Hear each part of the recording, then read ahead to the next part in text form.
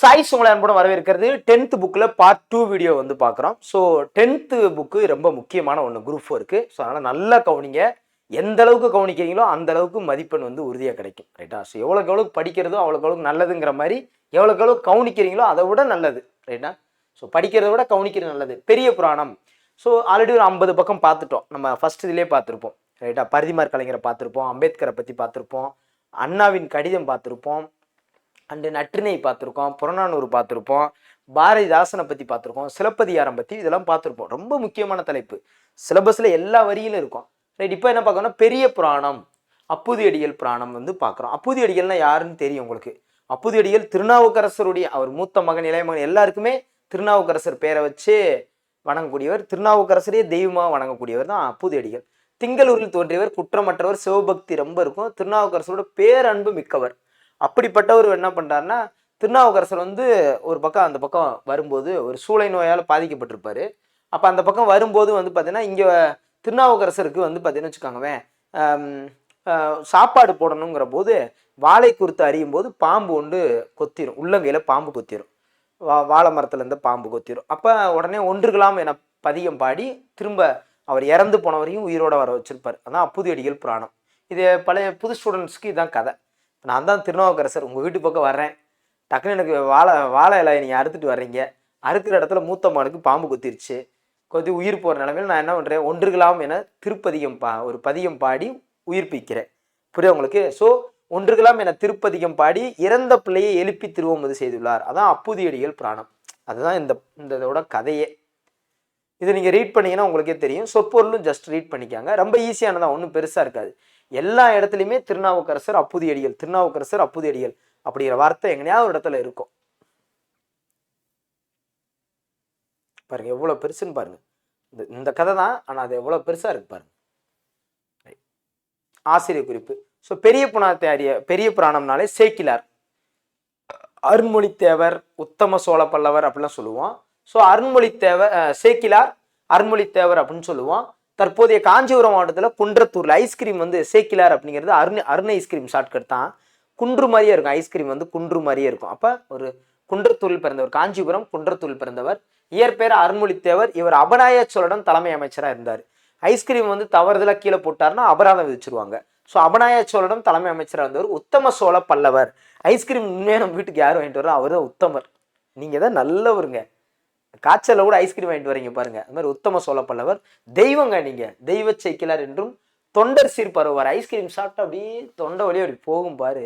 So தொண்டர் சீர் பருவார் என்றும் போற்றுவர். 12ஆம் நூற்றாண்டு. ரைட்டா?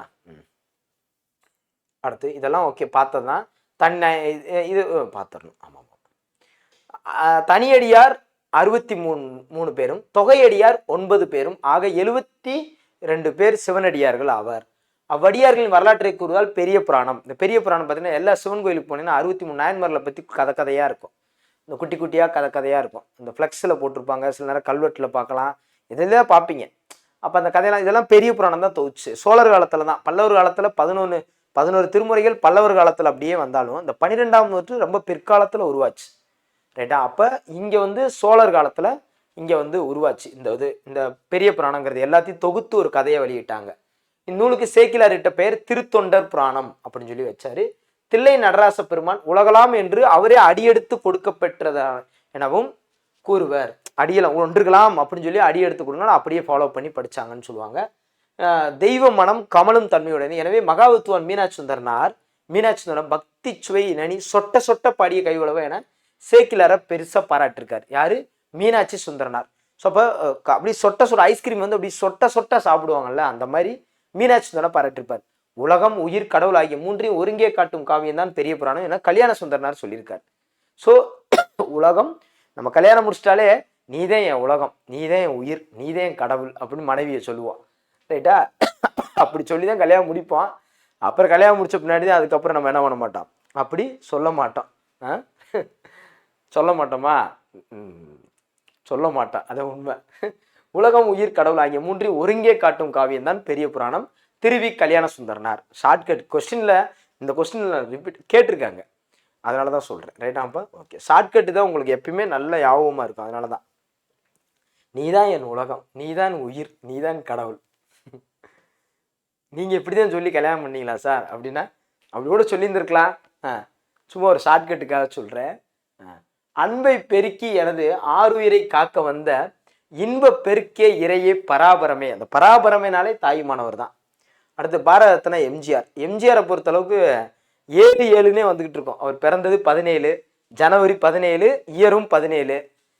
அதுக்கப்புறம் 72ல் ஏடிஎம்கே ஸ்டார்ட் பண்ணுவாங்க. 72ல் 72க்கு அப்புறம் 77ல் சிஎம் ஆவார். 87 வரைக்கும் சிஎம் இருப்பார். இது அவருடையது. 88ல் பாரத ரத்னா விருது கிடைக்கும். இவ்வளோதான் எம்ஜிஆரை பற்றின இந்த இயர்ஸ்னாலே. ஸோ இதயக்கனி, அறிஞர் அண்ணா, மக்கள் திலகம், புரட்சி நடிகர். நீங்கள் ஏடிஎம்கேக்காரவங்க பேட்டி கொடுக்கும்போது தெரியும், எங்கள் இதயக்கனி, எங்கள் மக்கள் கவிஞர் அப்படி பயங்கரமாக. 1972ஆம் ஆண்டில் அவங்க வந்து புதிய கட்சியை தொடங்கினாங்க. 77ல் தமிழக சட்டமன்ற தேர்தலில் பெரும் வெற்றி பெற்று முதல்வராக பதவியேற்றார். 11 ஆண்டுகள் தமிழ்நாட்டின் முதல்வராக பணியாற்றினார். டாக்டர் பட்டம் வழங்கியிருக்காரு. சென்னை மெட்ராஸ் பல்கலைக்கழகம் அவருக்கு டாக்டர் பட்டம் வழங்கியிருக்காங்க. சிறந்த நடிகருக்கான பாரத் பட்டத்தையும் வழங்கியிருக்காங்க. ரைட். பாரத ரத்னா விருது வாங்கியிருக்காரு. 1988 அவர் 87ல் இறந்து அதுக்கு அடுத்த வருஷம் பாரத ரத்னா விருது வாங்கியிருக்காரு குடியரசுத் தலைவர்கிட்ட. ஸோ வாழ்ந்தவர் கோடி, மறைந்தவர் கோடி, மக்கள் மனதில் நிற்பவர் யாருன்னா எம்ஜிஆர். இன்னைக்கு நிற்கிறார்.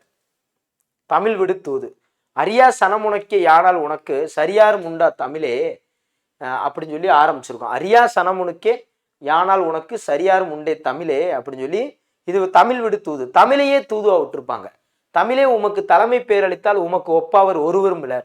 வெண்பா, ஆசிரியப்பா, களிப்பா, வஞ்சிப்பா என 4 வகை பாக்களும் வயலின் வரப்புகளாகும். ஒரு வயக்காடு, நம்ம ஒரு வயக்காடு வாங்குறோம். வயக்காடுடைய வரப்பு இருக்குல்ல, அது பா, அதான் வரப்பு பா. அதான் களிப்பா, வஞ்சிப்பா, ஆசிரியப்பா, வெண்பா, இந்த மாதிரி அதுவே பாவா வச்சிருந்தாங்க. அடுத்து துறை, தாளிசை, விருத்தம் என்னும் பாவினங்கள் மடைகளாகவும். துறைனா அந்த வயக்காட்டுல அந்த வரப்பு இருந்துச்சுல, அதுல ஒவ்வொரு ஓப்பன் இருக்கும். அங்கிட்டு ஒரு ஓப்பன், இங்கிட்டு ஒரு ஓப்பன், இங்கிட்டு வரும். அப்ப அது என்னன்னா அந்த மடைகளாகவும் இருந்தது. என்னன்னா துறை, தாளிசை, விருத்தம், பாவினங்கள் இதெல்லாம் ஒரு மடைகளா இருந்துச்சு. மனம், புத்தி, சித்தம், அகங்காரம் 4 கரணங்களையும். நல்ல மனசு இருந்தாதான் அந்த கருவியை வச்சு உழவ முடியும். ரைட்டா? அப்போ மனம், புத்தி, சித்த, அகங்காரம் 4 கரணங்களாக இருந்துச்சு. அதனால வந்து பார்த்தீங்கன்னா நல்ல கரணங்கள் 4 கரணங்களாகவும் நல்ல ஏர்களாகவும் கொண்டு சொல்லுவோர் உழவு செய்ய. வைதருப்பம்னா விதை. வைதருப்பம், கவுடம், பாஞ்சாலம், மாகதம் என்னும் செய்யுள் நன்னெறிகளை விதைகளாக. வைதருப்பம்னா விதை தான் வைப்போம். வைதருப்பம், கவுடம், பாஞ்சாலம், மகதம் இதெல்லாம் வந்து விதைகளாகவும். இதன் மூலமா அறம், பொருள், இன்பம், வீடு ஆகிய விளைபொருள்கள் நமக்கு கிடைச்சிச்சு. அதே மாதிரி அங்க வந்து போலி புலவர்கள் கூட்டம் பெருகாமல் இருக்கு. அந்த கலைச்செடியில கொட்டுவதற்கு அதிவீரராம பாண்டியன், பேர் தான் அதிவீரராம பாண்டியன், கொட்டுவதற்கு அவரை வச்சிருக்காங்க. அடுத்து செவியை அறுப்பதற்கு வில்லிபுத்திரர். வில்லன செவி அப்படின்னு சொல்லுவோம். அதான் செவியை அறுக்க வில்லிபுத்திரன். தலையை வெட்டுவதற்கு ஒட்ட கூத்தரும். தலையை ஒட்ட வெட்டுறான்னு சொல்லுவாங்கல்ல, தலையை வெட்டுறதுக்கு ஒட்ட கூத்தரும். இந்தமையால் தமிழை நீ கிளைத்து செழிந்து வளர்ந்தாய். ஒரு வயக்காடை வச்சு தமிழ் விடு தூதுல ஒரு வயக்காடை வச்சு அரியா சனம் உனக்கே தமிழே அப்படின்னு சொல்லி அழகா, இது ரொம்ப ரொம்ப எனக்கு பிடிக்கும் ஆக்சுவலா. அப்படி இருக்கும். அது படிக்கும்போதே உங்களுக்கு தெரிஞ்சு அது சிற்றிலக்கியங்கள் ஒன்று தூதுங்கிறது. கலிவெண்பாவால் உயர்திணை பொருளையோ அக்ரிணை பொருளையோ தூது அனுப்புவா பாடுவது தூது இலக்கியம். உயர்திணை பொருளையோ அக்ரிணை பொருளையோ தூது அனுப்புவா பாடுவதுதான் தூது இலக்கியம். மதுரையில் கோவில் கொண்டிருக்கும் சொக்கநாதர் இருக்கார்ல, அவர் மீது காதல் கொண்ட பெண்ணொருத்தி தன் காதலை கூறி வருமாறு தமிழ் மொழியே தூது விடலாம் என்றதான் தமிழ் விடு தூது. அடுத்து தொன்மை தமிழகம். இதை பத்தி தொன்மை தமிழகம் பத்தி நிறைய விஷயம் இருக்கும். இப்ப சிலப்பதிகாரத்துல ஒரு வரி இருக்கும், பக்ருலி ஆற்றுடன் பன்மலை அடுக்கடுத்து குமரிக்கோடும் கொடுங்கடல் கொல்ல. ஆரம்பத்துல சிலப்பதிகாரத்தை கொண்டுட்டாங்க. சிலப்பதிகாரத்தை கொல்லல, கோவலனை கொண்டுட்டாங்க, அதான் கொல்ல. அப்படின்னாலே கொடுங்கடல் கொல்ல. இது வந்து பக்ருலி ஆற்றுடன் பன்மலை அடுக்கடுத்து குமரிக்கோடும் கொடுங்கடல் கொல்ல. ஸோ அந்த அம்மா மதுரையை மட்டுமா அழிச்சிச்சு, லெமுரியா கண்டத்தையே அழிச்சிருச்சு அப்படிங்கிற மாதிரி ஷார்ட்கட் வச்சுக்காங்க. அப்ப சிலப்பதிகாரங்கிற வார்த்தை உங்களுக்கு தெரியும். அடுத்து புரட்சி கவிஞர் பாவேந்தர் பாரதிதாசன் என்ன பண்றாருன்னா, அடுத்தது திங்களோடும் செலும்பருதி தன்னோடும் விண்ணோடும் உடுக்கலோடும் மங்கு குடல் இவற்றோடும் பிறந்த தமிழுடன் பிறந்தோம் நாங்கள். தமிழுடன் பிறந்தோம் நாங்கள், பிறந்ததே தமிழோட பிறந்தோம்டா நாங்க அப்படின்னு சொன்னது பாரதிதாசன். முப்பாலுக்கு நிலத்தே வையகமே அப்படின்னு வந்தாலும் தமிழுடன் பிறந்தோம், தமிழோடையே பிறந்துட்டார் பாரதிதாசன். இதெல்லாம் பாரதிதாசன் இது. ஸோ அப்போ பக்ருலியாறு கொல்லனா சிலப்பதிகாரம், தமிழுடன் பிறந்தோம் நாங்கள் திங்கக்கிழமைனாலும் பாரதிதாசன் தான். அது இளங்கோவடிகள், இது பாரதிதாசன். தமிழ் கெழு கூடல் அப்படின்னா புறநானூறு. புரணி பேசுறதுக்கு தான் எல்லாரும் கூடுவாங்கன்னு சொல்லுவோம். தமிழ் வேலினா பரிபாடல். இப்போ வந்து பார்த்தீங்கன்னா வச்சுக்கோங்க, தமிழ் வேலினா இப்போ பரிபாடல்னா பாட்டு படிக்கிறாங்க, பாட்டு கச்சேரி ஒரு வேலி மாதிரி போட்டுருவாங்க சுற்றி, நடுவில் நின்று பாட்டு படிச்சுக்கலாம், ஏன்னா அவங்களுக்கு பாதுகாப்பு. ஸோ தமிழ் வேலினா பரிபாடல். மதுரை தமிழ் சங்கத்தினையே குறிக்கின்றன. கூடல் ஐந்த ஓன்தின் தமிழன் மணிவாசகம், அதான் மாணிக்க வாசகம் தான். கூடல்னா மதுரை, கூடல்ல ஆய்ந்த ஓன்தின், கூடல்ல ஒரு ஆய்வு செஞ்ச ஒரே ஒரு தமிழன் மாணிக்க வாசகர் தான். ஸோ மாணிக்க வாசகம் ஷார்ட்கட்டு. அடுத்து நீரின் வந்த, இது வந்து பார்த்தீங்கன்னா பட்டினப்பாலை சார்ந்தது. நீரின் வந்த நிமிர் பரிப்புறவியும் காலின் வந்த கருங்கறி, இந்த பிஸ்னஸை பற்றியே சொல்லு. கருங்கறி மூடனா உங்களுக்கு மிளகு, குதிரை, மணி, பொண்ணு, ஆரம், அகிலம், இது எல்லாமே, இதெல்லாம் வந்து காவிரி பூமுகத்தில் துறைமுகத்தில் மண்டி மயங்கி கிடந்த பட்டினப்பாலை வரிகள். பட்டினம்னாலே பிசினஸை பத்தி சொல்றதான் பட்டினப்பாலை வரிகள். நீரின் வந்த நிமிர் பண்ணா. அடுத்து இவருக்கு ஒப்பார் ஒருவரும் இலார். ஒப்பாரினா இவருக்கு ஒப்பார் ஒருவரும் இலார். அடுத்து பண்ணோடு தமிழப்பாய் தேவாரம். நீங்க தேனி பக்கத்துல தேவாரம்னு ஒரு ஊரே இருக்கு, போடி தேவாரம்னு சொல்லுவாங்க தேனி பக்கத்துல. அங்க போன பண்ணோடு தமிழப்பாய், பண்ணோட தான் டீ சாப்பிடுவாங்க அங்க. பன் அப்படியே டீல பண்ணை தொட்டு சாப்பிட்ற ஒரு டேஸ்ட் இருக்கே சின்ன பிள்ளையில. இப்போ பன்னே விற்கிறதுல எந்த கல்லையும் பன்னே இல்லை. அதான் பண்ணோடு தமிழப்பாய்னா, பண்ணுனா ஆக்சுவலாக இசை, தமிழப்பாய்னா தேவாரம் தான். நீங்கள் ஷார்ட்கட்டுக்காகவும் வச்சுக்கலாம், இல்லை ரியாலிட்டியும் புரிஞ்சுக்கலாம். அடுத்து உழுதுண்டு வாழ்வாரே வாழ்வார் திருக்குறள். உண்டி கொடுத்தாரே உயிர் கொடுத்தோரே புகழ்மொழி, அது உங்களுக்கு தெரியும், மணிமேகலையில் பார்த்துருப்பீங்க. அடுத்தது களிறு எறிந்து பெயர்தல் காலைக்கு கடனே புறநானூறு. களிறு எறிந்து பெயர்தல் காலைக்கு கடனே. காலங்காத்தால நம்ம வெளியே எங்கிட்ட போய் சம்பாரிச்சதால கடன் கடன் கடன் பிரச்சனை இல்லை, நம்ம வீட்டை விட்டு வெளியே போக வேண்டியதான். ஸோ புறநானூறு ரைட்டாப்பா. நான் பழைய முன்னாடியே நடத்தி ஒரு 1000 முறை நடத்திருப்பேன் அதை, அதனால தான் இவ்வளோ ஷார்ட்கட்டு இன்னும் மைண்ட்லேயே இருக்குது அதெல்லாம் ரைட்டா. அடுத்து என்னன்னா தற்கால தொல்லியல் ஆய்வுகள். தொல்லியல் ஆய்வுகளில் மலைப்படுகடாம் இந்த பாருங்க, சங்கால மன்னன் நன்னனையும் பெருங்குன்றூர் பெருங்கவுசியனார் பாடிய மலைப்படுகடாம் நூலையும் குறிக்கின்றன. எத்துணை அரிய செய்தி இது பார்த்தாயா. நல்லிசை கடாம்புனை நன்னன் நன்னன் வெற்பில் வெல்புகழ் அனைத்தும் மேம்பட தங்கோன் வாகையும் குரங்கும் விசையம் முந்தீட்டிய அடல்புனை நெடுவேல் ஆட்கொண்ட தேவன். ஸோ அப்போ என்னன்னா பெருங்கவுசியனார் பாடிய மலைப்படுகடாம் பெருங்குன்றூர். இந்த நல்லிசைனா நல்லி எலும்பு இருக்குல்ல, சாப்பிடும்போது மலை மாதிரி குமிச்சு வச்சிருப்பேன், அதான் பெருங்குன்றூர் மாதிரி மலைப்படுகடாம் பெருங்கவுசியனார். அவ்வளோதான், அதான் ஷார்ட்கட்டு. இந்த நல்லின்னு வந்துட்டாலே அதான் நல்லி எலும்பு அப்படிங்கிறது. ஆர்கியாலஜினா ரிசர்ச் பத்தி படிக்கிறது ஆர்கியாலஜி. பூம்புகார் அருகில் உள்ள கீழார்வெளி என்னும் இடத்தில் மேற்கொண்ட கடல் ஆய்வின் போது கிமு 3ஆம் சேர்ந்த இடிபாடுகள் கிடைச்சிச்சு கீழார்வெளியில. எங்க பூம்புகார்ல கீழார்வெளியில. இதெல்லாம் கதையாக தான் இருக்கும். ஏறுதழுவுதலை பற்றி கலித்தொகையிலையும் சொல்லியிருக்கு, மொகஞ்சதாராலையும் பார்த்துருக்கோம். ஏறுதழுவுதலை பற்றி கலித்தொகையும் சொல்லியிருக்கு, மொகஞ்சதாராலையும் நம்ம பார்த்துருக்கோம் ஏறுதழுவுதல் அப்படிங்கிறத. பண்டைய காலத்தில் இறந்தோரை அவர்கள் பயன்படுத்திய பொருள் ஒரு தாலியில் இட்டு புதைக்கும் வழக்கம் இருந்தது. ஸோ அது வந்து எங்கன்னா அந்த முதுமக்கள் தாலி நிறைய எடுத்த இடம் தூத்துக்குடி மாவட்டம் ஆதிச்சநல்லூர்.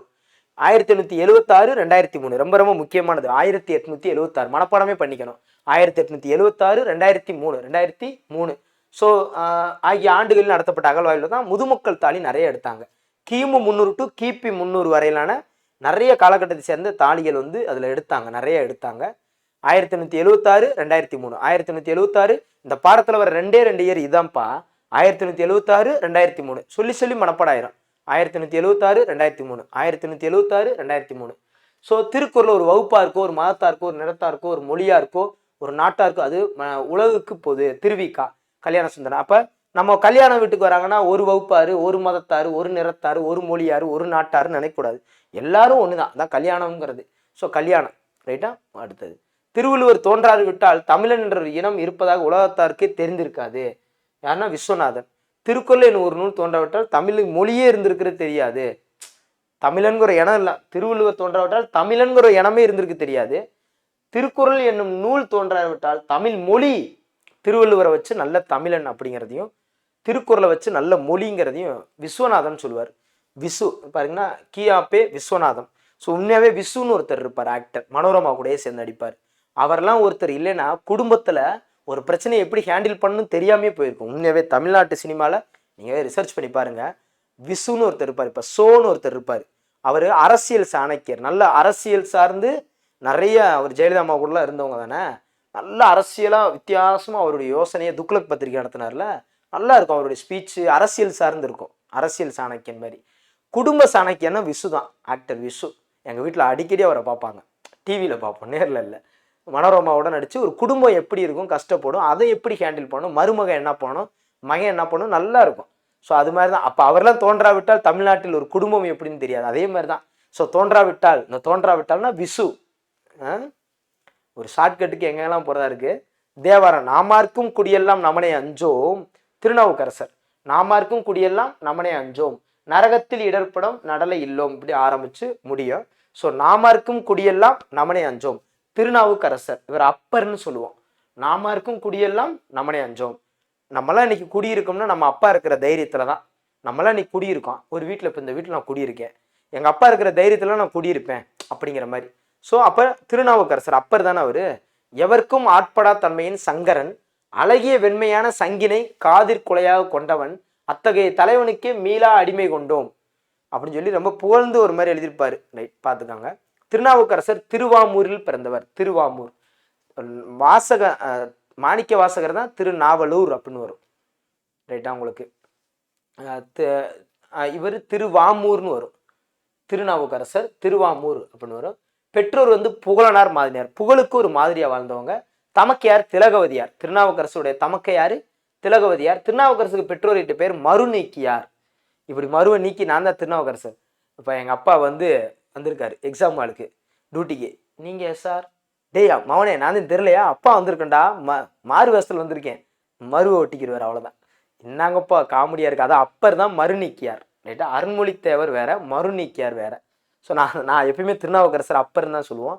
அப்போ இப்படி எடுத்து பார்த்தா, நான் தானே உங்கள் அப்பா, சரிப்பா, அதான் மறுநீக்கியார் அப்படின்னு சொல்லுவோம். மறுநீக்கியார். இவருக்கு தர்மசேனர், அப்பர், வாகீசர். அப்பர் நல்லா தர்மம் பண்ணுவார், வாகீசர் வாக்குக்கு ஈசராக இருப்பார் அப்பர். இப்படிலாம் வேறு பெயர்கள் உண்டு. அடுத்து சைவடியார்கள் நாயன்மார்கள் என்றும் வழங்குவார். 63 பேர் இருப்பாங்க. சைவ சமய குறவர் 4 ஒருவர் திருநாவுக்கரசர். தாண்டக வேந்தர் என்றும் அழைக்கப்படுகிறார். அப்பா வந்து பார்த்தீங்கன்னா தாண்டகம் பாடுவதில் வல்லவர். அப்பா வந்து பார்த்தீங்கன்னா நமக்கு சேட்டவன்னா தாண்டகம் பாடிடுவார்.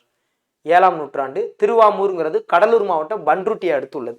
நமக்கு முன்னேவே பார்த்தீங்கன்னா அப்பா கடலுக்கு போய் மீன் பிடிச்சிட்டு வரதா இருக்கட்டும், நமக்கு பன்ருட்டி வாங்கிட்டு வரதா இருக்கட்டும், அப்பா தான் நமக்கு வாங்கிட்டு வந்து கொடுப்பாரு. ரைட். ஸோ தேவாரம்னா தே பிளஸ் வாரம், தெய்வத்தன்மையுடைய இசைப்பாடல்னு சொல்லுவாங்க. தே பிளஸ் வாரம்னா, தே பிளஸ் ஆரம்னா தெய்வத்திற்கு சூற்றப்பட்ட பாமாலை, அதான் தே பிளஸ் ஆரம்னா. வாரம்னா இசை, ஆரம்னா மாலை, மாலை. Right, okay. தமிழகத்தில் விடுதலை வேட்கை கனலை தம் வீறு கொண்ட பாக்களால் மக்களை தட்டி எழுப்பிய மகாகவி பாரதியின் அச்சமில்லை அச்சம் என்னும் பாடலுக்கு முன்னோடியாக திருத்தாண்டக பாடலே இருந்துச்சு. இந்த பாட்டை பார்த்து தான், திருநாவுக்கரசருடைய பாடலை பார்த்து தான் இவர் பாரதி அச்சமில்லை அச்சமில்லைங்கிற பாட்டையே எழுதினாரு அப்படின்னு சொல்லுவாங்க. தமிழ் மொழியில் அறிவியல் சிந்தனை. அறிவு அற்றம் காக்கும் கருவி, திருவள்ளுவர். அறிவு ஒரு அற்றம் காக்கும் கருவி, திருவள்ளுவர். அண்டப்பகுதியின் உண்டை பிறக்கும் அப்படின்னாலே திருவாசகம். அண்டப்பகுதியின் உண்டை பிறக்கும் அப்படின்னாலே என்னது? திருவாசக வரிகள். திருவாசக வரிகள். இப்போ வார்த்தையே நல்லா இருக்கும் பாருங்க. அண்டப்பகுதியின் உண்டை பிறக்கும், அது ஒரு வாசகம், திருவாசகம். உலகம் என்னும் தமிழ் சொல் உளவு என்னும் சொல்லின் பெரு. உளவுனா சுற்றுதல்னு அர்த்தம். அடுத்து ஞாலம் என்னும் தமிழ் சொல் ஞால். ஞால்னா தொங்குதல்னு அர்த்தம். ஞால்னா தொங்குதல் என்று அர்த்தம். அடுத்து வருதி நிலைய காயமும். வறுமையில நின்ன காஞ்சு போய் உட்காந்துருந்ததுன்னா வெளியே போய் சம்பாரிச்சாதான் முடியும். புறநானூறு. ஷார்ட்கட்டு. ஆனால் உண்மையான அர்த்தம் என்னன்னா, வானத்தில் காற்றில்லா பகுதியும் உண்டு, அதனை பண்டைய தமிழர் வருதி நிலைய காயமுன்னு சொல்லுவாங்க. வளவனியவா வானூர்தினா புறநானூறு தான். வளவனியவா வானூர்தினாலும் புறநானூறு தான். தீம்பிலி எந்திரம் பந்தல் வருதுன்னா 10 இப்போ தீம்பிலி எந்திரம்னா அந்த கரும்பு ஜூஸ் பிழிகிற மிஷின் தானே. கரும்பு ஜூஸ் எவ்வளவு? 10 ரூபா தானே. அப்போ 10 கரும்பை பிழிவதற்கு எந்திரங்கள் உருவாக்கப்பட்டதான் தீம்பிலி எந்திரம். தீம்பிலி எந்திரம் பந்தல். இது ஷார்ட்கட்னு யாராவது நினைச்சிட்டாங்க. உண்மையாவே அதுக்கான அர்த்தமே அதுதான். 10 அந்த கேணியும் எந்திர கன்றோம். அந்த கேணி இருக்கு, சரி ஒரு பொண்ணு விழுந்து இறந்துச்சே, சரின்னு கிளவி ஆரம்பிச்சிச்சுக்கன்னா விடிய விடிய ஒரு கதை சொல்லுவாங்க. கடைசியில் கேணியில் விழுந்தது பையன்னு காலையில் தெரியலா இருக்கும். அப்புறம் நைட்லாம் சொன்னது சும்மா பொழுது வரைக்கும் சொன்னேன் அப்படின்னு கிளவிய சொல்லுங்க. அதை பெருங்கதைன்னு சொல்லுவோம். அந்த கேணியில் எந்திர கிணறுங்கிறது பெருங்கதை. ரைட்டா. அடுத்து ஒருமை தோற்றத்து ஐவேறு வனப்பின் இளங்கதிர் விடுகும் நலுங்கலும் மணிகளும். வடிகள் ஆழ்ந்த பொருளுடையன. எந்த நூல்? சிலப்பதிகாரம். சிலப்பதிகாரம் அந்த மணிகள் அப்படின்னு வந்துருச்சுல, ஒருமை தோற்றத்தை ஐவேறு வனப்பின் இலங்கு கதிர் விடுவும் நலுங்கலும் மணிகளும், அந்த மணி முத்து சிலப்பதிகாரம். என்னது? சிலப்பதிகாரம் பல்வகை மணிகளை பற்றி குறிப்பிடுகிறது. அடுத்து நிறத்தின் அடிப்படையில் செம்மண் நிலம் எனவும், சுவையின் அடிப்படையில் தான் உவர் நிலம்னு சொல்றாங்க, தன்மையின் அடிப்படையில் கலர் நிலம்னு சொல்றாங்க. ரைட்டா? சுவை, நிறம், தன்மை, இந்த மூணையும் பார்த்துக்கணும். அடுத்தது உருமிட துதுவா உவர் நிலம் புறநானூற்று. உருமுறது வாடா பார்த்துக்கலாம், வாடா பார்த்துக்கலாம், சண்டைக்கு உருமுறது புறநானூற்று வரிகள். கலர் நிலம் இதனை பயவா கலரணையர் கல்லாதவர் என்பார் திருவள்ளுவர். இந்த வார்த்தையை பார்த்துக்கோங்க. பயவா கலரணையர் கல்லாதவர், இந்த படிக்காதவர் அது இதுன்னு சொன்னாலே திருவள்ளுவர் தான். அணுவை துளைத்து ஏழ்கடலை புகட்டினாலே ஔவையார் தான். ஒரு அணுவை சதகுருட்ட கேன்னா கம்பர். கம்பை வச்சுக்கு சதையிலேயே அடிப்பாங்க. அப்ப சதன் வந்தா கம்பர், அணுவை துளைத்து ஏழு கடலை புகட்டினாலே ஔவையார். இது திருக்குறள் தான். உடம்பார் அழியின் உயிரார் அழிவார் திருமூலர் திருமந்திரம். திருவள்ளுவர் மருந்துங்கிறதுக்கும் சொல்லியிருக்காரு. மருந்தாகி தப்பா மரத்தற்றால் என்னும் திருக்குறள் வரி. மருந்தாகி தப்பா மரத்தற்றால் திருக்குறள் வரிகள் தான். அடுத்து மருந்தன வேண்டாவாம் திருக்குறள் தான். உடம்பிடை தோன்றி ஒன்றை அறுத்ததன் உதிரம் ஊற்றி, இது வந்து கம்பராமாயணம். மருந்தினால் துயரம் தீர்வர்.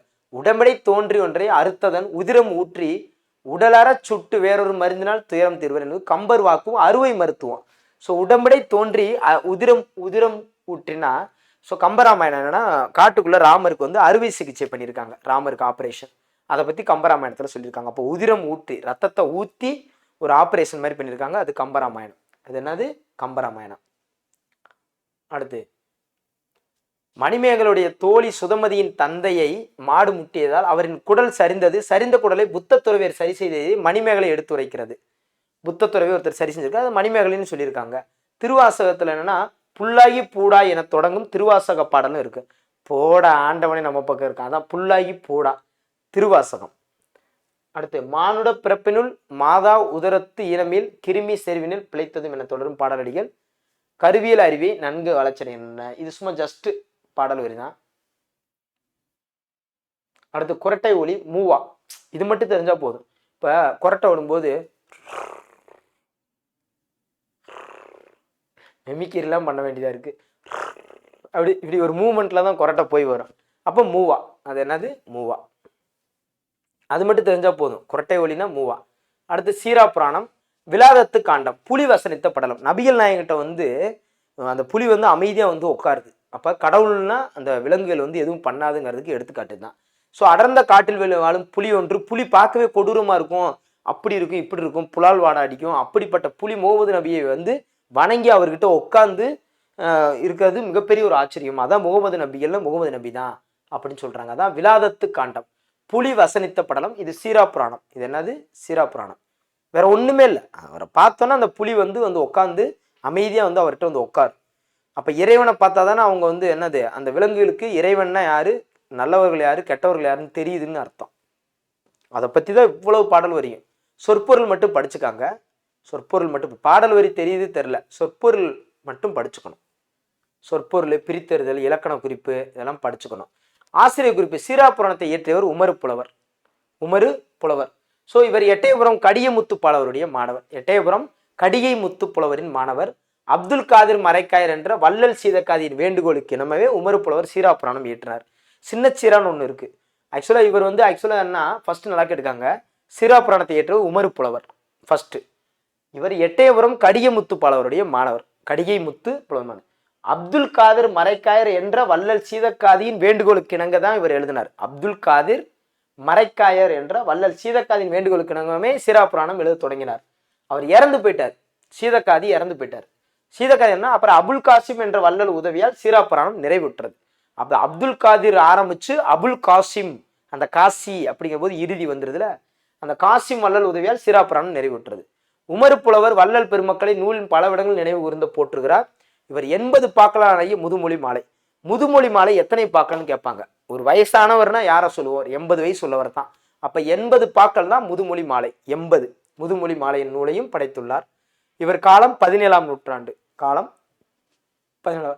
ஸோ இறை தூதர் நபிகள் நாயகத்துடைய வரலாறை பற்றி தான். அதான் சீரா புராணம். சீரானா வாழ்க்கை, புராணம்னா வரலாறு. அதான் சீரா புராணம்.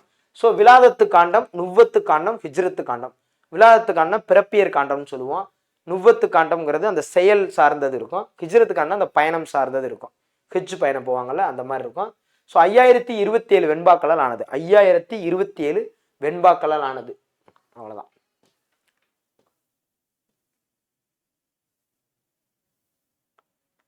சோவியத் அறிஞர் டால்ஸ்டாய் வழிகாட்டினால் திருக்குறளின் மூலத்தை நேரடியாக படிக்க விரும்பியே அப்படின்னா காந்தியடிகள். காந்தியடிகள் வந்து ஹரிச்சந்திரனை பார்த்து தான் பொய்யே பேசக்கூடாதுன்னு சொல்லுவார். அப்படி ஒரு முடிவு எடுத்தார். அது மாதிரி தான் சோவியத் அறிஞர் டால்ஸ்டாய், ரஷ்ய அறிஞர், அவருடைய வழிகாட்டுதல தான் திருக்குறள் மூலத்தை நேரடியாக படிக்க விரும்பியே தமிழ் பயில தொடங்கினேன். யாரு? காந்தியடிகள். சந்தோஷம். வெற்றி, நிறை கவர்தல், மீட்டல், கரந்தையர், இதெல்லாம் புறநானூறு, புறப்பொருள் வெண்பா மாலை. புறப்பொருள் வெண்பா மாலை. வெற்றி திணைனா என்ன, கரந்தை திணைனா என்ன, இந்த ஒவ்வொரு திணை, காஞ்சி திணைனா என்ன, உளிங்கன் திணைனா என்ன, தும்பை திணைனா என்ன, அதுக்கப்புறம் பார்த்தீங்கன்னா வென்று வரக்கூடிய கடைசி திணை தும்பை திணை தான் நம்ம நேருக்கு நேர் எக்ஸாம்ல போராடுறது. அது புறப்பொருள் வெண்பா மாலை. அடுத்து கலித்தொகை. ஆற்றுதல் என்பது அளந்தவருக்கு உதவுதல், போற்றுதல் என்பது புணர்ந்தாரை புரியாமை. இந்த மாதிரி கலித்தொகை கழிச்சு யாருக்கு என்ன, இவருக்கு மொய் எவ்வளவு செய்யலாம், அவருக்கு மொய் எவ்வளவு செய்யலாம், இவருக்கு என்ன செய்யலாம் அப்படின்னு கழிச்சு கழிச்சு கழிச்சு ஒரு ஸ்ட்ரக்சர், ஒரு பிளான் போனோம். அது மாதிரி தான் ஆற்றுதல் என்பது அளந்தவருக்கு உதவுதல். ஆற்றுல ஓட்டால் அளந்து ஓடுங்கிறாங்கல்ல, அந்த மாதிரி இது கலித்தொகை சார்ந்தது. அன்பெனப்படுவது, பண்பெனப்படுவது, அறிவெனப்படுவது, செறிவெனப்படுவது, நிறையெனப்படுவது, முறையெனப்படுவது, புறையெனப்படுவது அப்படின்னு சொல்லி இது இருக்கும். இதை டைரக்டா பொறுத்துகளையும் கேட்பாங்க, அதுக்கான விளக்கமும் கேட்கலாம். இது கலித்தொகை நல்லந்தோனார். நல்லவனா இருந்தா கழிச்சு கட்டிடுவாங்கிறதா ஷார்ட்கட்டு. நல்லந்தோனார் சங்க காலத்தவர். இவரை பற்றிய குறிப்புகள் ஏதும் கிடைக்கல. நெய்தல் கலியில் 33 பாடல்களை பாடியுள்ளார். நெய்தல் கலியில் 33 பாடல்களை பாடியுள்ளார். கலித்தொகையை தொகுத்தவரும் இவரே, நல்லந்தோனார் தான். ரைட்டா? கலித்தொகை கலிப்பாக்களால் அமைந்தது. இது ஒரு நாடக பாங்கில் அமைந்த நூல். கலித்தொகை கடவுள் வாழ்த்தையும் சேர்த்து 150 பாடல்கள் உள்ளன. கலித்தொகை கடவுள், நம்ம டிஎன்பிசி எக்ஸாம்ல 150 கொஸ்டின் அடிச்சோம்னா கழிச்சிருவாங்க. 150 பாடல்கள் உள்ளன. கலித்தொகை குறிஞ்சி, முல்லை, மருதம், நெய்தல், பாலை என்னும் 5 பிரிவுகளை உடையது. கலிப்பா என்றது துள்ளல் ஓசையை கொண்டது. கலிப்பான்னா என்னது? துள்ளல் ஓசையை கொண்டது. சில நேரம் நம்மளை கழிச்சு கட்டிடுவாங்க, போடா அப்படின்னு சொல்லிட்டு அப்படி போயிட்டு ஜாலியாக இருக்கணும். துள்ளல் ஓசையை கொண்டது. ரைட்டா? கலிப்பாங்கிறது அவ்வளோதான். நமக்கு பாடப்பகுதி வந்து நெய்தர் கலி தான். ஏன்னா 33 பாடல் படிக்கார்ல, இயற்ற நல்லந்தோனார். அவ்வளோதான். கற்றிருந்தார் ஏத்தும் களி என சிறப்பு. கற்றிருந்தார் ஏத்தும் களி, களினாலே என்னது? கலித்தொகை. பொறுத்துக்க பார்த்துக்காங்க. அடுத்து நந்தி கலம்பகம். நந்தி மன்னனுடைய வீரம். நந்தி கலம்பகம். ஸோ நந்தி கலம்பகங்கிறது ஊர்தோறும் மேகங்கள். அந்த பாடல் வரி பாருங்க, ஒன்றும் பெருசா. பைதொரு புயல் பொலி, தருமணி பனைதரு பருமணி அப்படின்னு சொல்லி ஆரம்பிக்கும். நந்திவர்மன் பெருமையை போற்றும் நூலாக இது திகழ்கிறது. பல்லவ மன்னன் 3ஆம் நந்திவர்மன். பல்லவ மன்னன் 3ஆம் நந்திவர்மன். ஸோ நந்தி இருக்குன்னா, ஒரு கோயிலுக்கு போகிறோம், நந்தி இருக்குன்னா 3 இடம் சுற்றி வாங்க, ரொம்ப நல்லது அப்படின்னு வச்சுக்கலாமே. ஸோ 3ஆம் நந்திவர்மன் பாட்டுரை தலைவாக கொண்டு பாடப்பட்டதா இந்த கலம்பகம். நந்தி கலம்பகம் என பெயர் பெற்றது. காலம் 9ஆம் நூற்றாண்டு. காலம் 9ஆம் நூற்றாண்டு. ஸோ கலம்பக நூல்களில் முதல் நூல் நந்தி கலம்பகம் தான். நம்ம கோயிலுக்குள்ள நுழைஞ்சோடனே முதல் நந்தியை தான் கும்பிடுவோம். ஸோ 9ஆம் நூற்றாண்டு. என்ன நூல்? 3 9ங்கிற மாதிரி 3ஆம் நந்திவர்மன். கலம்பகம் என்பது 96 சிற்றிலக்கியங்கள் 1. ஸோ களம் பிளஸ் பகம், கலம்பகம். களம் 12, பகம் 6 ஆகிய 18 உறுப்புகளை கொண்டதால் இதை கலம்பகம்னு சொல்றோம். களம் 12, பகம் 6, மொத்தம் 18. களம் 12, பகம் 6. களம் 12, பகம் 6. இதை மாற்றி ஈத்தி போட்டுறாங்க. சில நேரம் களம் 10, பகம் 8 போடுவோம். அதனால களம் 12 மணி நேரங்கிறது 12 மணி நேரங்கிறது ஒரு களம். ரைட்டா? 12 மணி நேரங்கிறது ஒரு களம். அது பகம் அப்படின்னா 6. பகம் அப்படின்னா என்னது? 6. அந்த மாதிரி. ரைட்டா? ஸோ அடுத்தது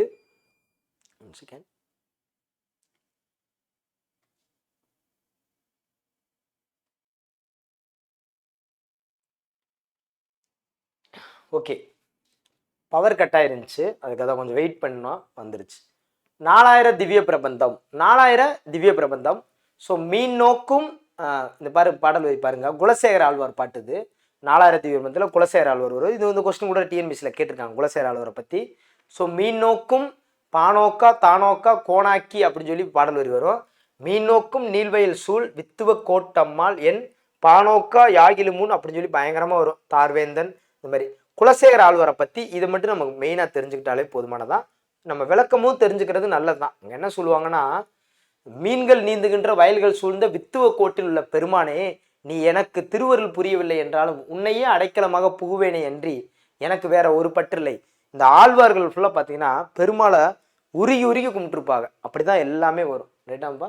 ஸோ அடுத்தது கேரள மாநிலத்தில் திருவஞ்சைக்களத்தில் பிறந்தவர் தான் குலசேகர ஆழ்வார். ராமபிரானிடம் பக்தி மிகுதியாக வைக்கப்பட்ட காரணத்தால் இவர் குலசேகர பெருமாள் எனவும் அழைக்கப்பட்டார். 12 ஆழ்வார்கள் ஒருவர். இவர் அருளிய பெருமாள் திருமொழி, இதை கேட்டிருந்தாங்க. பெருமாள் திருமொழி 4000 திவ்ய பிரபந்தத்தில் ஒன்று. பெருமாள் திருமொழினாலே யாரு? குலசேகர ஆழ்வார். நீங்க பொறுத்துகளில் போய் குரூப் 4 கொஸ்டின்ல போய் பாருங்க, பெருமாள் திருமொழி அப்படின்னு கேட்டிருப்பாங்க. ரைட்டா?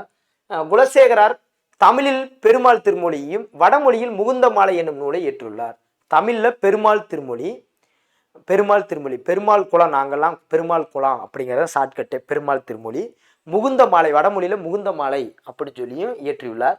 அடுத்து குலசேகரர் திருவரங்கத்தின் 3வது ஸ்ரீரங்கத்துல 3வது மதிலை கட்டியுள்ளார்.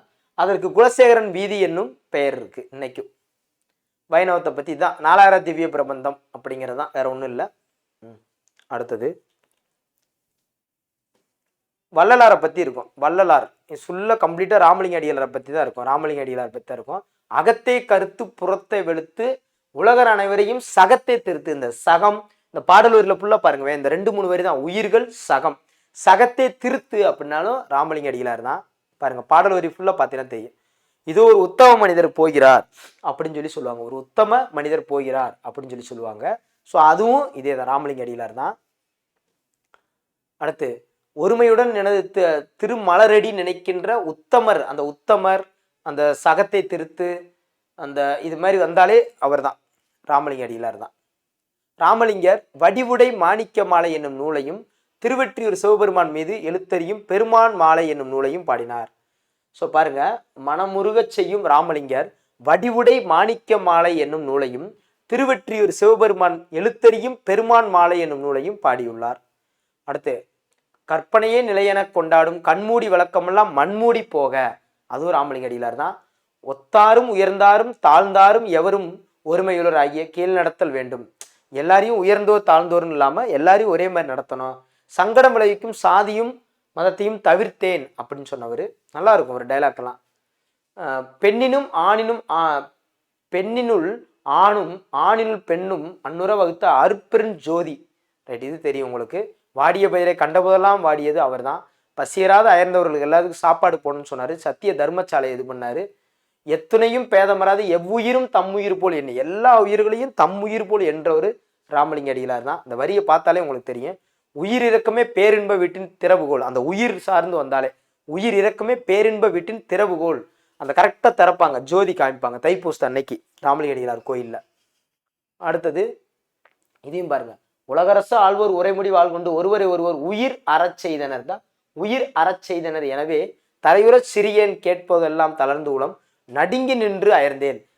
ஒரு மாதிரி முக்காடு போட்டிருப்பார் பார்த்தீங்கன்னா, நடுங்கி நின்று அப்படின்னு. அப்பா நான் வேண்டுதல் கேட்டு அருள் புரிதல் வேண்டும், ஆறிருக்கே எல்லாம் அன்பு செயல் வேண்டும், அருள் புரிய வேண்டும், அன்பு செய்ய வேண்டும் அப்படின்னு சொன்னவர். திருவருட்பா என்று மக்கள் போற்றப்படுகிறார். ஏன்னா எல்லாத்தையும் தொகுத்து திருவருட்பான்னு ஏற்றினார். புதுநெறி கொண்ட புலவர். இதனாலதான் பாரதியார் என்ன பண்ணியிருக்காருன்னா, இவரை புதுநெறி கண்ட புலவர். ஒரு புது வழி, நெறின வழி, புது வழி கண்ட புலவர், புதுநெறி கண்ட புலவர் அப்படின்னு சொல்லி இது பண்றாங்க. ராமலிங்க அடிகளாருடைய ஆசிரமம் நிறைய இருக்கும். ஆசிரமம்னா ட்ரஸ்ட், சாப்பாடெல்லாம் போடுவாங்க. வள்ளலாருடையது நிறைய இருக்கும். அவர் ரொம்ப ஏத்துக்கிட்டாங்க, நிறைய பேர் ஏத்துக்கிட்டாங்க. அவ்வளவுதான். அடுத்து அயோத்திதாச பண்டிதர். இவர் நியூ புக்லேயே இருப்பாரு, அங்கேயே படிச்சாலும் உங்களுக்கு தெரியும். உள்ள நியூ புக்லேயே படிச்சாலும் உங்களுக்கு தெரியும். சென்னை 1000 விளக்குல, ஆனால் இந்த டேட்டா இருக்காது நியூ புக்ல. சென்னை 1000 விளக்குல மக்கிமா நகரில் 1845 மே 20ஆம் நாள் பிறந்தார். இவர் தந்தை பேர் கந்தசாமி. காத்தவராயன், இவர் பேர் என்ன? காத்தவராயன். அம்பேத்கர் எப்படி பீமாராவ் ராம்ஜி எப்படி அவங்க ஆசிரியர் பேர் அம்பேத்கரை வச்சுக்கிட்டாரோ, இந்த காத்தவராயன் அவங்க அப்பா பேர் கந்தசாமி. காத்தவராயன் அவங்களுடைய ஆசிரியர் பேரான அவர் பேரையே வச்சுக்கிட்டாரு. அயோத்திதாச பண்டிதர்னு பேரே வச்சுக்கிட்டாரு. ஸோ அதுக்கப்புறம் பார்த்தீங்கன்னா அயோத்திதாச பண்டிதர் என்பவரிடம் காத்தவராயன் கல்வி கற்றார். அதனாலதான் அவர்கிட்ட நல்ல மருத்துவர், சித்த மருத்துவம் எல்லா வித்தையும் கத்தவர். ஒரு பைசா தமிழன்கிற இதழை வெளியிட்டாரு. ஒரு பைசா தமிழன் அப்படிங்கிற ஒரு இதழை வெளியிட்டாரு. எல்லாருக்கும் தெரிஞ்ச ஒண்ணுதான். அடுத்து பிரம்மஞான சபை ஆள்காட் தொடர்பால் சென்னையில் முக்கியமான 5 இடங்களில் பஞ்சமர் பள்ளிகளை தலித்துகளுக்காக பள்ளிகளை நிறுவனாரு. அடுத்து ஒரு பைசா தமிழன்கிறது காலனா விலையில காலனா, காலனா தான் ரேட்டு, பேர் தான் 1 பைசா, ஆனால் காலனா கொடுப்பாங்க. 1907 முதல் சென்னை ராயப்பேட்டிலிருந்து புதன்தோறும் 4 பக்கம், ஒவ்வொரு வாரமும் புதன்கிழமை 4 பக்கங்களுடன் வரும். அதாவது ஜூன் 19, 1907. 1 பைசா தமிழ்னாலே 1907, 7, 7 1 பைசா. ஆனால் காலனா தான், காலனா தான். ரைட்டாப்பா, ரைட். தீபாவளிக்கு ஒரு விளக்கமே கொடுத்தாரு. தீபாவளிங்கிறது என்ன அப்படின்னா, நெய் கண்டுபிடித்த திருநாளே தீபாவளி, எல் செடி விதையிலிருந்து நெய் கண்டுபிடித்ததான் தீபாவளின்னு ஒரு விளக்கம் கொடுத்துருப்பாரு. புத்தரது ஆதிவேதம், புத்த நூலை ரொம்ப இது பண்ணுவார். எப்படி அம்பேத்கர் எப்படி புத்த மதம் மாறினாரு, புத்தரையே ரொம்ப, அவர் இறக்கும்போது புத்த மதம் மாறிட்டார், எப்படி இது பண்ணாரு, அதே மாதிரி இவர் இந்த அவங்களுக்கு ஒரு ஒற்றுமையாவே இருக்கும். புத்தரது ஆதிவேதம் நூலை 28 காதைகள் கொண்ட பெருநூலாக எழுதினார். 28 காதைகளாக கொண்ட பெருநூலாக எழுதினார். பெருங்குறவஞ்சி, வீரசோழியம், நன்னூல் விளக்கம், நாயனார் திருக்குறள், சித்தர் பாடல்கள், வைராக்கிய சதகம், மச்ச முனிவர், ஞான முதலிய நூல்களை துணை நூல்களாக கொண்டார். ஒரு துணை நூல்களாக கொண்டார். புத்தரது ஆதிவேதம்னாலே இவர் தான். அடுத்து சிறுநூல், வீரமாமுனிவரை போல் எழுத்து சீர்திருத்தம் செய்துள்ளார். இவர் திருவாசகத்திற்கும் உரை எழுதியிருக்கார். எழுத்து சீர்திருத்தம் வீரமாமுனிவர் உங்களை மாதிரி எழுத்து சீர்திருத்தம். நான் உங்களுக்கு சொல்ல வேண்டியது ஒன்றே, அதுவே உங்களுடைய தர்மமும் கருமமுமே உங்களை காக்கும். உங்களுடைய தர்மமும் உங்களுடைய கருமமும், தர்மம்னா தர்மம் பண்றது, கருமம்னா கடமை, அதுதான் உங்களை காக்கும் அப்படின்னு சொல்லி அயோத்தியாச பண்டிதர் அன்னைக்கே சொல்லிட்டு போயிட்டார். அடுத்தது ஒரு பாடல் வரி.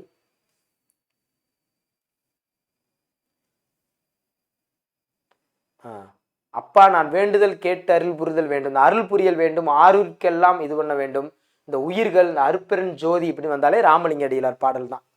ராமலிங்க அடிகளார் பாடல் தான். அடுத்து மனிதரெல்லாம் அன்பு நேரி காண்பதற்கும் மனோபாவம் வானை போல் விரிவடைந்து தனிமனித தத்துவமும் இருளை போக்கி சக மக்கள் ஒன்றின்ப துணர்வதற்கும் புனிதமுற்று மக்கள் புது வாழ்வு வேண்டில் புத்தக சாலை வேண்டும் நாட்டில் யாண்டும். பாரதிதாசன். புத்தக சாலை வேண்டும் நாட்டில் யாண்டும், இந்த மாதிரி வந்தாலே அது யார் தான்? பாரதிதாசன்.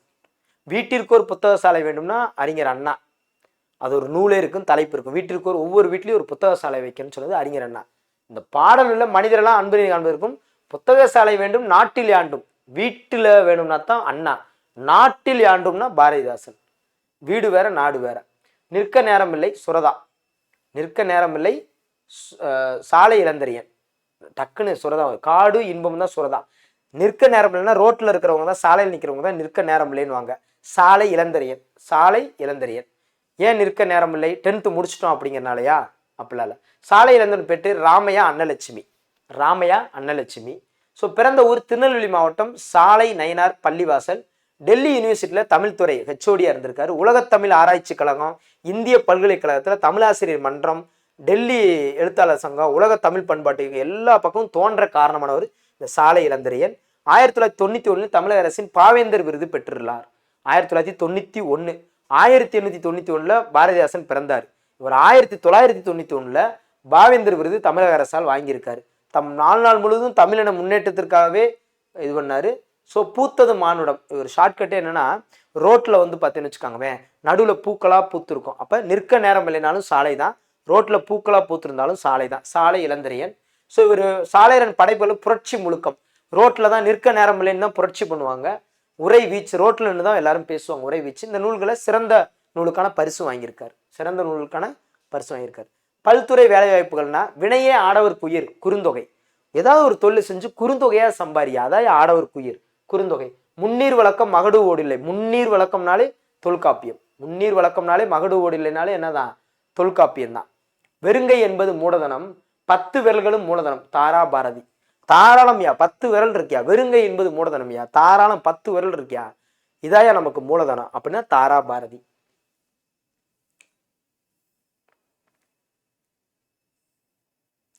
நூலகமும் ஆற்றில்லா ஊருக்கு அழகு பால் பழமொழி. நூலகங்களை பத்தி ஒரு சின்ன டேட்டா இருக்கும். இந்தியாவில் உள்ள நூலகங்கள் கல்கத்தா தேசிய நூலகம் தான் முதன்மையானது. 10 லட்சத்துக்கும் மேற்பட்ட நூல்கள் உள்ளன அப்படின்னு சொல்லுவாங்க. சும்மா நூலகத்தை பத்தி. சீர்காழி அரங்கநாதன் இந்திய நூலக தந்தை என போற்றப்படுகிறார். இந்திய நூலக தந்தை என போற்றப்படுகிறார். இது வந்து கொடுத்துருப்பாங்க. தமிழகத்துல மிக பழமையான நூலகங்கள் அப்படின்னா இது புது புக்கில் இருக்கும். நமக்கு வந்து தமிழ் ஒளிர் இடங்கள்னே இருக்கும். அந்த டேட்டா படி நீங்க பார்த்துக்கணும், அதான் நல்லது. பட் இருக்கிறதுக்காக நான் வந்து இங்க இருக்கிறதுக்காக நான் சொல்றேன். ஸோ சரஸ்வதி நூலகம் தஞ்சாவூர், சரஸ்வதி நூலகம் 1820. அரசினர் கீழ்த்திசை நூலகம் Chennai. Connemara 1969, 6-9 Connemara library. Chennai பல்கலைக்கழகம் 7, அண்ணாமலை பல்கலைக்கழகம் 1929, ஊவேசா நூலகம் 47, மறைமலடிகளார் 58. இதுக்கு ஏதோ ஒரு ஷார்ட்கட் போட்டிருந்தோம். இப்போ யூனிவர்சிட்டி 66 வரும். உலக தமிழ் ஆராய்ச்சி நிறுவனம் 70, தஞ்சை தமிழ் பல்கலைக்கழகம் 81. இந்த டேட்டாவை நீங்கள் என்ன படிக்கணும்னா ஒன்று மனப்பாடம் பண்ணிக்காங்க, இல்லைன்னா புது புக்கில் இருக்கிற டேட்டா படி படிங்க. நான் முடிஞ்ச வரை உங்களுக்கு மைண்டில் உட்கார மாதிரி செட் பண்ணி சொல்கிறேன். சரஸ்வதி மகால் நூலகம் தஞ்சாவூர் 1820 ரூபா.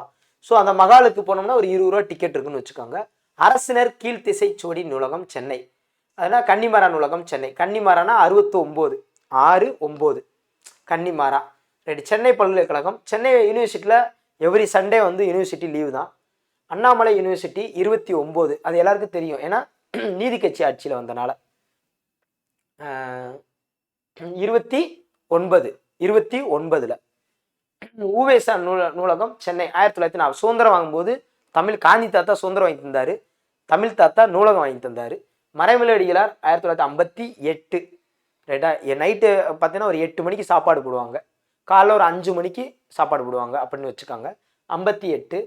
காமராசர் யூனிவர்சிட்டி 66. உலகத்தமிழ் ஆராய்ச்சி நிறுவனம் 70 மார்க் போடலாம், அந்த அளவுக்கு ஆராய்ச்சி பண்ணாங்க, ஒரு 70 மார்க் போடலாம் 1970.